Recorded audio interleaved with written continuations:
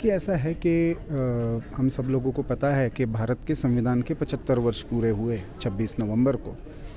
तो ये केवल सिक्किम यूनिवर्सिटी में नहीं, पूरे भारत भर में इसका परसों पार्लियामेंट में इसका एक कार्यक्रम हुआ। अलग अलग स्थानों पर इसके अलग अलग कार्यक्रम हो रहे हैं। एकेडमिक इंस्टीट्यूशंस में इसको लेकर एक डिस्कशन हो कि हमारी 75 इयर्स की अचीवमेंट्स क्या है, how what we have achieved through this constitution. हमारे कॉन्स्टिट्यूशन का मूल स्पिरिट क्या था, हमारे पूरी जो फ्रीडम स्ट्रगल थी उस फ्रीडम स्ट्रगल का एक आउटकम ये कॉन्स्टिट्यूशन था। और उसके पीछे एक फिलोसॉफिकल, एक दार्शनिक भाव था, एक फिलोसॉफिकल फाउंडेशन उसका था, जिसको महात्मा गांधी ने रामराज्य कहा। अब वो रामराज्य की कल्पना कोई रिलीजियस स्टेट की कंसेप्ट नहीं थी, किसी रिलीजन से जुड़े हुए नहीं थे, एक आइडियल स्टेट की थी। आइडियल स्टेट जहाँ पे सबको समान अधिकार हो, सबको प्रॉस्पेरिटी हो, सबको अपना रिलीजियस फ्रीडम मिले, जो डाउन ट्रोडन है उनको आगे बढ़ने का अवसर मिले, सो कॉमन अपॉर्चुनिटीज़ हो। तो उन आइडियल्स को यदि रियलाइज़ करना है तो कॉन्स्टिट्यूशन के मूल स्पिरिट को समझना ज़रूरी है। तो हमने इसलिए ICHR को शायद सिक्किम यूनिवर्सिटी ने एक प्रपोज़ल दिया था और फिर उन्होंने एक ये कंसेप्ट नोट डेवलप किया कि भारत के संविधान के 75 वर्ष को सेलिब्रेट करना है, तो उसके पीछे की मूल अवधारणा को हम सब जगह चर्चा में लाए, समझे।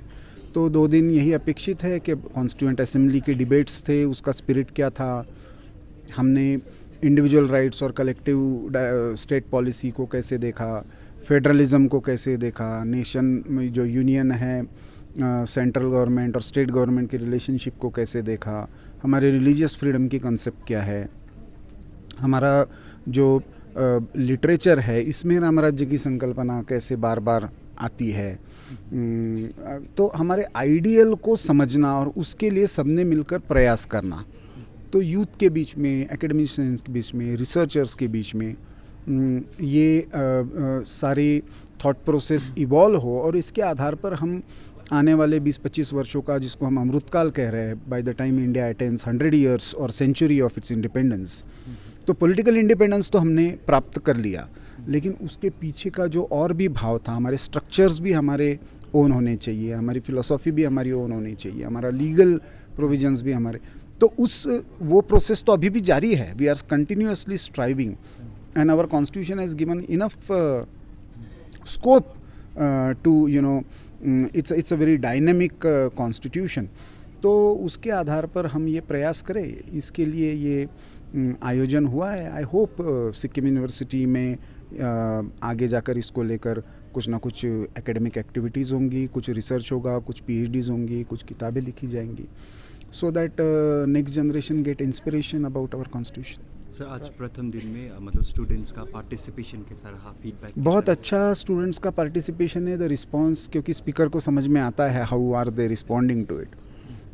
इतना लंबा समय स्टूडेंट्स को बैठे रहना, सबको सुनना, पहले ही इनॉग्रल सेशन में 3 बड़े भाषण हुए हैं, तो मुझे लगता है कि students will definitely take as per their interest pick up the topics and work on it.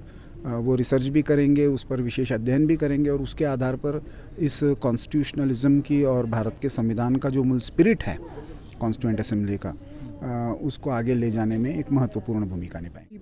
As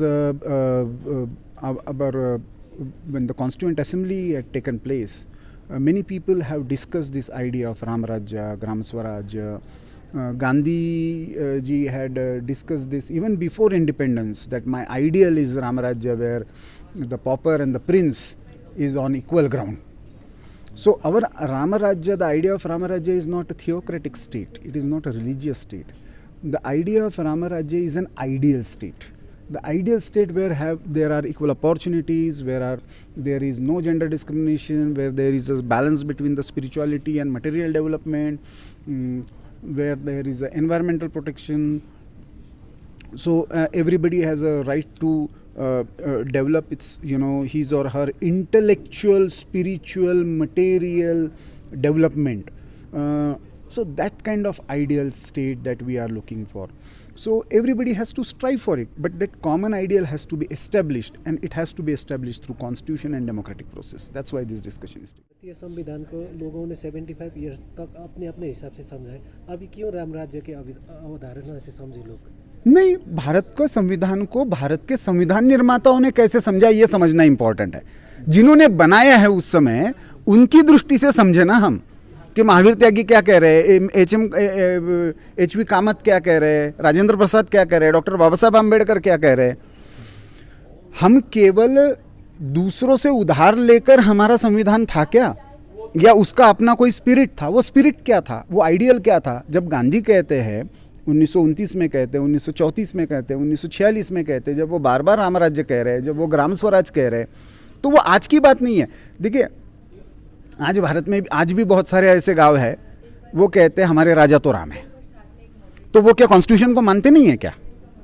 तो उन्होंने एक आइडियल अपने दिमाग में रखा हुआ है, अपने कथाओं से, अपनी संस्कृति से। Bharat is not just a law abiding state, एक इस तरह की संस्कृति रही है जो चेंज विथ कंटिन्यूटी रही है, और भारत का ये इटर्नल आइडियल रहा है। क्वेश्चन ये है कि आज के फ्रेमवर्क में हम उसको कैसे इंटीग्रेट कर सकते हैं। हमको यदि शहर वर्सेस गांव, गांव वर्सेस ट्राइबल, ट्राइबल वर्सेस पहाड़ी, इस संघर्ष में नहीं पड़ना है, तो हमको कोई कॉमन आइडियल चाहिए ना। वो कॉमन आइडियल भारत का क्या है? तो हमको आइडियल स्टेट, आप उसको राम राज्य नहीं कहना है, तो राम राज्य के जो प्रिंसिपल्स है उनको कम से कम कहो, और उसके आधार पर कहो कि भाई सबको उपासना पद्धति, मेरा भगवान ही सही, बाकी सारे गलत। ये थॉट तो भारत का नहीं हो सकता। भारत का थॉट तो ये है कि तेरा भी सही हो सकता है, मेरा भी सही हो सकता है, अपने अपने रास्ते से चलो भाई। ये भारत की सोच है। तो हमको इसको सेलिब्रेट करना है, तो उस राम राज्य के साथ रेजोनेट करना है। हमारा संविधान भी यही अपेक्षा करता है, हमारे संविधान बनाने वाले भी यही अपेक्षा करते थे।